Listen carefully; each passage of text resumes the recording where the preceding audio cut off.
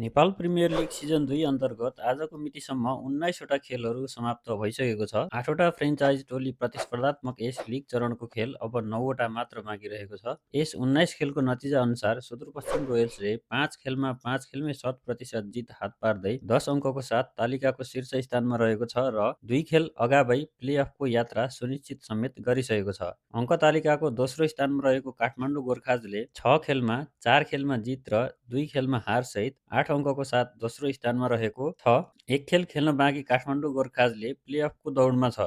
यस्तै विराटनगर किङ्सले 5 खेलमा 4 खेलमा जित र 1 खेलमा हार सहित कुल 8 अङ्कको साथमा तेस्रो स्थानमा रहेको छ। बाँकी 2 खेल मध्ये 1 खेल जितेमा विराटनगर किङ्सले प्लेअफमा यात्रा सुरक्षित गर्नेछ। 4 खेल खेलेर 2 खेलमा जित र 2 खेलमा हार बेहोरेको चितवन राइनोज 4 अङ्कसहित तालिकाको चौथो स्थानमा रहेको छ। अब उसले लिग चरणको 3वटा खेल खेल्न बाँकी रहेको छ। 3वटा खेल खेल्न बाँकी रहेको अवस्थामा 3 खेलमा जित हासिल गर्न सकेमा प्लेअफ पुग्ने सम्भावना बलियो रहेको छ।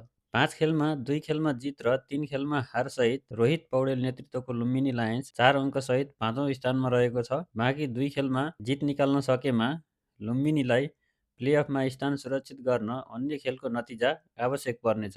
बाँकी 2 खेलमध्ये 1 खेल हारेमा प्लेअफको यात्रा टुङ्गिनेछ। 5 खेल खेलेर 1 खेलमा जित र 4 खेलमा हार बेहोरेको कर्णाली याक्स 2 अङ्कसहित 6औं स्थानमा रहेको छ। कर्णाली याक्सको प्लेअफको सम्भावना लगभग सकिएको छ। 4 खेलमा 1 खेलमा जित र 3 खेलमा हार बेहोरेको पोखरा एभेन्जर्स 2 अङ्कसहित 7औं स्थानमा रहेको छ।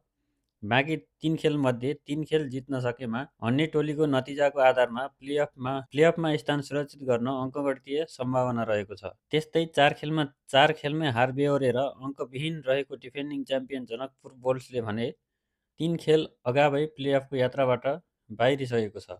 खेल सम्बन्धी विविध जानकारीको लागि भिडियोलाई लाइक र च्यानललाई सब्स्क्राइब गर्न नभुल्नुहोला। धन्यवाद।